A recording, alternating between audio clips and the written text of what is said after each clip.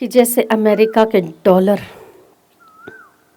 Malaysia के रिंगिट्स, Dubai के dram, London के पाउंड्स, जहाँ जिस कंट्री में आप जाते हैं वहाँ आपको करेंसी एक्सचेंज करानी पड़ती है कि नहीं? यदि यहाँ का रुपया चलाओगे तो वहाँ नहीं चलेगा, आपको डॉलर में कन्वर्ट कराना पड़ेगा। मलेशिया जाते हो तो रिंगिट्स में रुपीस कन्वर्ट होती हैं। हर कंट्री का अपना अपना करेंसी होता है, ठीक है ना? ठीक है।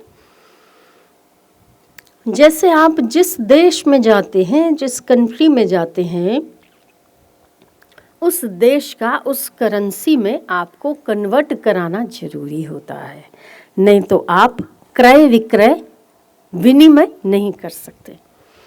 ठीक उसी प्रकार इस जगत का करेंसी जो है, सुख, सुविधा, पुत्र, पौत्र, धन, ऐश्वर्य, जो भी आपको प्राप्त है, यहाँ की करेंसी है। यदि आपको मरने के बाद उत्तम लोक और भगवत लोक में जाना है तो वहाँ ये करेंसी काम नहीं लगेगी, पर सत्संग, सेवा और सुमिरन की करेंसी काम लगेगी। जितना अभी यहाँ पर इकट्ठा कर सकते हो उतना ही आपके काम का है।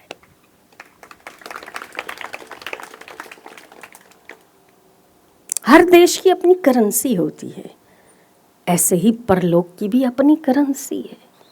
यहाँ आप सामान उठाकर किसी को भी जाते हुए नहीं देखोगे, आपने कितना ही इकट्ठा किया, कोई ऐसा नहीं कहेगा 65,000 करोड़ मेरे साथ जला दे। अगर जलाओगे भी तभी भी जाएगा 1 रुपया भी नहीं।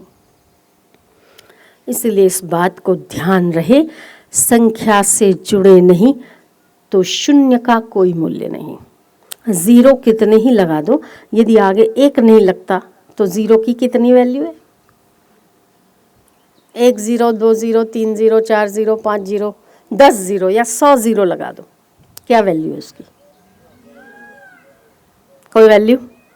जीरो ही है।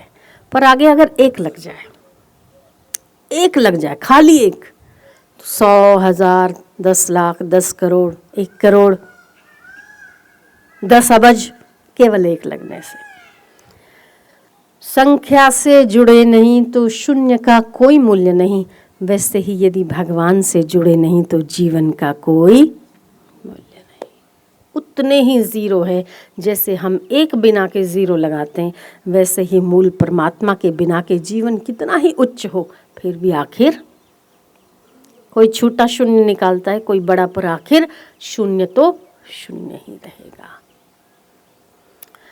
तो परमात्मा के देश की करेंसी तृष्णा रहित होकर, आज जो आपकी पत्नी है, आपका पति है, आपके बच्चे हैं, कल किसी और के बच्चे थे, आज आपके बच्चे, कल किसी और के होंगे, कितने कितनों के लिए आंसू बहाओगे? हे राम जी, बालू के कण गिने जा सकते हैं, पर इस जीव ने कितने जन्मों में कितने दुख देखे, वो गिनना बहुत मुश्किल है। दुख करना है तो इस बात का करना चाहिए कि परमात्मा ने इतनी समझ दी है, योग्यता दी है, तो भी अभी तक ईश्वर के प्रति रुचि नहीं बढ़ी। जिस परमात्मा ने सब दिया उसके प्रति धन्यवाद नहीं हुआ। जिसने सब फ्री ऑफ कॉस्ट दिया है, सूरज का कॉस्ट लगाता है क्या सूरज भगवान? लाइट देने का कॉस्ट लगाता है? सांस देने का कॉस्ट लगाता है? आज आप एक चीज़ बनाते हो, पृथ्वी, जल, तेज, वायु, आकाश के सम्मिश्रण और मदद से बनाते हो। कोई भी तत्व, तुलसी का हार है, आपने बनाया, ठीक है? तुलसी पृथ्वी से, जल से, वायु और आकाश से सींची जाती है, तब जाके एक फूल बनता है।